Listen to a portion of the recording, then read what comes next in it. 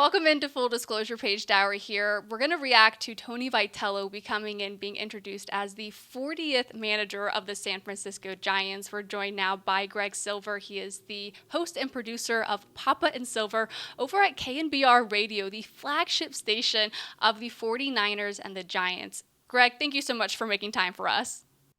Absolutely. Thanks for having me. It's an exciting day, and I'm excited to just continue learning a lot about Tony Vitello because I've become familiar with what he's built out in Tennessee and the reaction to people in Knoxville with him starting this next chapter here and just how much he meant to that program, the way he built it up over 8 seasons. So while we're still learning a lot here in the Bay Area, it's an exciting time.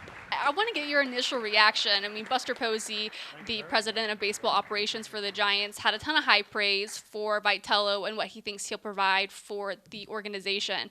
But what is just your overall reaction? Well, this isn't a surprise, but Tony Vitello certainly won the press conference in terms of the personality coming out, being able to speak, his strength as a communicator, and handling all different types of personalities. This is obviously very new, the challenge that he is about to embark on, but I like what Tony said, calling it a challenge rather than a risk. A risk is something where he felt like he had everything to lose. A challenge was, yeah, I've never done this before, and it's a recent dream that's come true, but it is starting up today. So I'm really excited for him and for the players. And I think that just to kind of expand to the Giants fan base here and what I've absorbed over the last year plus page is that they won 107 games in 2021. But outside of that, the better part of the last decade has been a lot of mediocrity. Nothing too terrible, nothing too exciting, and not enough October baseball being played. And so while Tony Vitello is certainly a major risk, and even if it does end up being wildly successful, we probably can't expect that right away. You can just see how much it has embraced that energy, that youthfulness, the personality, and the potential to do something really special. Why people are very, very excited about this, even though it's a major roll of the dice by Buster Posey. Yeah, and I think, one of the main things that we can maybe take away too from the press conference is, him talking about the energy that he wants to bring. I know Buster Posey highlighted him being a culture builder, being that tireless worker. How much does this organization need that type of energy from their manager and maybe even specifically it coming from Tony Vitello? I mean, I think they need it in a major way. Again, it's been a lot of more or less 500 ball and in different forms, by the way. Like this last year, they at times looked like the best team in baseball, the Giants. And then they also had stretches where they were so offensively inept and couldn't even score in their home ballpark. And they were getting beat up on by their division opponents. But they made a big trade to get Rafael Devers. There was a lot of reasons for excitement, too. So we got to live a lot of highs and a lot of lows. And I think that with Tony Vitello, you just want someone who is going to be a leader in the clubhouse. And I know the phrase leader of men gets thrown around in sports all the time. And it doesn't mean that that kind of rah energy or the outward display of emotion, I should say, is required to be successful in the sport. You look at all the teams in the MLB playoffs right now, it's all sorts of different styles. But at the very least for the Giants right now, it is a bit of a breath of fresh air. Buster Posey came back to this organization and took on a role as president of baseball operations because he hates losing, probably more so than he likes winning.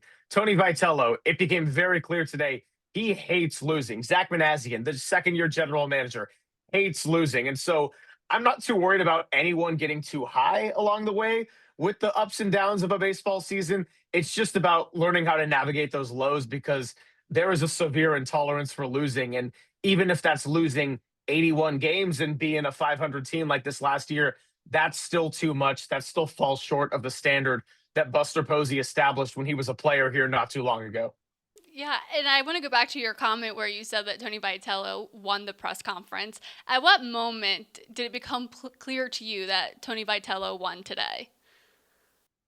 Me personally, I'm a little bit of a sarcastic person. I'm a little bit of an instigator at times. So Tony Vitello talked about emotional management. Our great reporter for the SF Standard, John Shea, had the first question and just said, "Hey, how are you going to be able to maybe harness that in over the course of 162?" And Tony said, "Well, my mom would probably tell me to turn it down, but my dad would ask me to kick it up a notch." And so that got a good laugh. And after he made his opening statement, where maybe you could see a little bit of the nerves and just how brand new this all was. It was pretty apparent that he was going to settle in just fine as far as being able to connect with people. And I think the most important thing is that he needs to be himself, even if his style and approach is different than an old school manager like Bob Melvin or Bruce Bochy that have graced this franchise within the last 15 years. Yeah, I know you've been covering the San Francisco Giants for a little bit now. When you look at the energy that he could bring to the organization, do you think a lot of that will come down to what he prides himself on, with it being that hard work? I know he was asked a little bit too about, not paying your dues and how will you overcome that? And he said, I think it's always going to come down to hard work. And I think that's what Buster Posey wanted, having that tireless worker. How much of that do you think will be the leading characteristic for this team to be like those hard workers? Well, Tony admitting that he was sensitive to the whole phrase of having to pay your dues, that was one of the more eye-opening moments of the press conference because I expected him to have a good sense of humor, to be excited, display his eagerness to take on this role. I wasn't sure we were going to get something like that. And look, I'm a little bit of a younger person in this business, and so I felt that too at times, having to prove yourself when people who are much older than you want to write you off before you even open your mouth sometimes. And so he's right, though. Tony detailed it with a lot of lonely nights in a hotel room, a lot of times getting told no much more than yes. And so I think his severe attention to detail is going to really resonate with this front office. Now, whether that means they build success instantly, whether it means it takes a few years, whether it means that they can or cannot ultimately catch a team like the Dodgers, who are going to their second straight World Series and now have to try to come back and get this thing done against the Blue Jays, which, by the way, go Jays. But yeah, it's the Bay Area's Jays at this point. But no, going back to the Tony Vitello part, I mean, just it's Buster Posey said as much the day that he decided to make a change at this position that he just wanted to bring in someone who was obsessed with details. And whether that is more of the new approach of analytics driven baseball, or maybe some of that more old school approach of just kind of feeling out the game and knowing how to manage a bullpen and just kind of one on one communication with your players. Regardless of the philosophy, attention to detail is going to go a long way. And I have no doubt that Tony Vitello is going to be a great fit in that regard alone.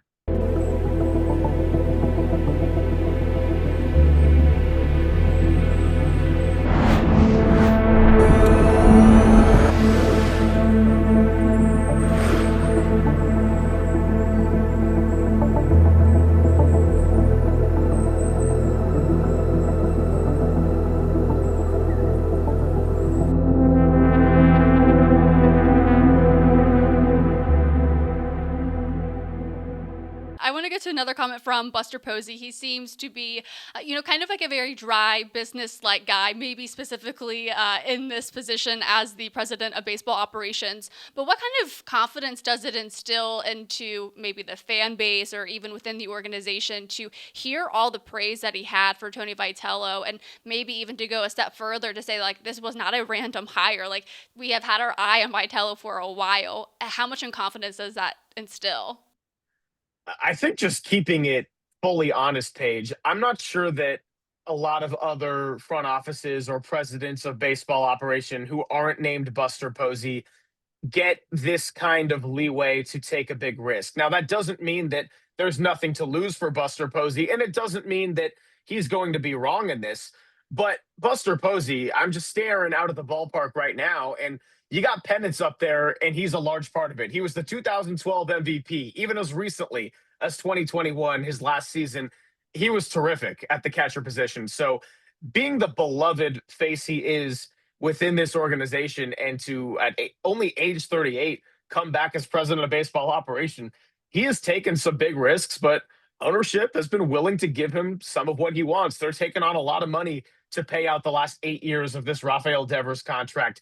They're going way outside the box with the hire of Tony Vitello, who's never had experience managing at the major league level. So uh, I can't say for sure how it would have gone with other teams, but if you're somebody like Buster Posey, you get to show that you got that influence, you despise losing, you want to do things your way and bring back a winning culture. And you got to take some risks to get there sometimes. So it's certainly going to make it a great story this year and the next couple of years, however it folds out and whatever the timeline of different events is.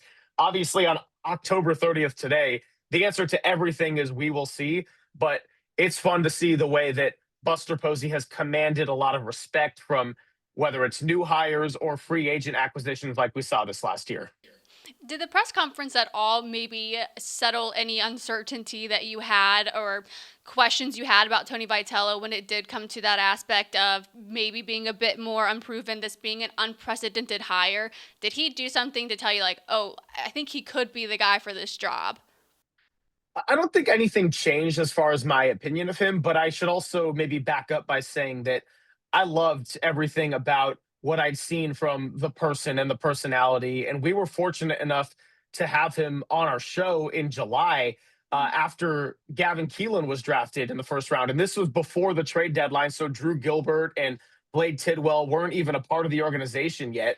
It was just a little bit of a slower time of year around the All Star break where we're thinking, hey, how can we maybe shake things up in the middle of July and get some good baseball talk with someone who knows a lot about a future face in this organization, possibly with Gavin Keelan. And so I loved Tony Vitello in that interview. I loved just getting to learn a little bit more about Tennessee. And as I noted at the beginning of all this, how beloved he is in Knoxville because of the program and the culture of that program that he built up as a national champion and going to three college World Series. So I don't think anything necessarily changed for me in that regard today because I already had a lot of admiration and respect. But I'm certainly going to be watching with a closer eye how it goes, even in spring training, how it goes when they open up the next season right here against the New York Yankees. I mean, talk about an entrance into the league. You know, it could have been a lot of different hires, but the fact that it's Tony makes me watch this with maybe just an extra 10% of focus. Yeah, I'm reminded of your comment about energy and the mom, saying bring it down, and then his dad, who's Italian, is like bring it up a notch. And then he, mentions Drew Gilbert and maybe how he's gone viral a couple of times for his antics in the dugout. What would be your take? Do you want the energy to go up or to go down as the manager of the Giants? I want him to be himself. I think that it's always easy in the world of sports and probably most industries, to be fair, but especially in sports where it is so person to person, interpersonal oriented, and human relationships matter so much.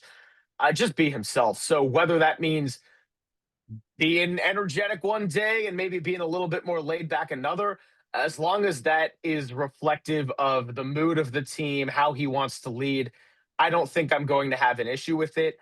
Everybody can spot a phony. And if he is forcing energy in terms of holding it back or doing a little bit too much, then I think that's where it's not going to bode well in the long term. So I'm not so worried about how it looks on any given night as much as him being himself, because in doing that, that will give him his best chance of resonating with the clubhouse and these players. Yeah, you mentioned looking out onto the ballpark and on the pennants out there. What's the energy in the clubhouse today following the introduction and him putting on that Giants jersey for the first time? Seems really positive. I mean, to be fair, with my show being the hours of 10 to 2, a lot of this has been hanging out in the broadcast booth where our Hall of Famers get to do their work during the season. And so I've been out and about a little bit during breaks and everything, but there was a lot of chaos, but a lot of positivity within the chaos. So I think the mood is good. I'm looking forward to reading a lot of the stories that get put out from our great beat writers who cover this team locally. And so, again, it is very much the we will see stage of October. He doesn't even have the rest of his coaching staff. We don't know what this roster is going to look like. We don't even know who the World Series champion is at this stage. And so it's going to be a slow build here. But when we get to February, and certainly once everyone loses their football fever and the Super Bowl passes, I have no doubt that we're going to start ramping up this Tony Vitello watch and the World Baseball Classic and spring training and going to the Cactus League. Like everything is going to get amplified a little bit, but I think it's going to be for good reason. Yeah, absolutely. Greg, I appreciate your time, and I'm sure Vol fans are maybe going to want to follow along with the San Francisco Giants should when the season comes back next year. So, where can people find you if they would like to have your takes on Tony Vitello's inaugural season? Oh yeah, well, if you want my super sarcastic tweets, you can go to Greg. That's with one G, zero silver, just like the color, but more so with the serious and probably higher quality commentary. Our show is streaming on the Sports Leader on YouTube. So KNBR is the radio station. You can also go to thesportsleader.com. I'm on from 10 to 2 with the legendary Greg Papa, who love getting to learn so much about sports from him. And so yeah, to all of you out there in Knoxville or a part of this Tennessee fan base, we appreciate all the comments we've been getting just as far as your excitement for us and willing to follow along. And the shade of orange is a little bit different, but not too much. So I think we can all be Team Orange together in some right. And I'll tell you this, it makes me want to follow college baseball a little bit more too, just because Tony said it's melting a little bit more between the NCAA and Major League. And so the Giants have drafted pretty heavy as far as college prospects relative to the international pool or players coming straight out of high school. So seeing what he built out there in Tennessee and just kind of becoming the face of the sport is a really inspiring story to me and is going to make me want to continue to follow life out in Knoxville as Tony's successor gets ready to take over. Yeah, no, it should be an exciting one with Josh Elander recently named as the new head baseball coach for the Tennessee Volunteers. But Greg, thank you so much. I really appreciate your time and best of luck the rest of the way. Thanks, Paige. Of course.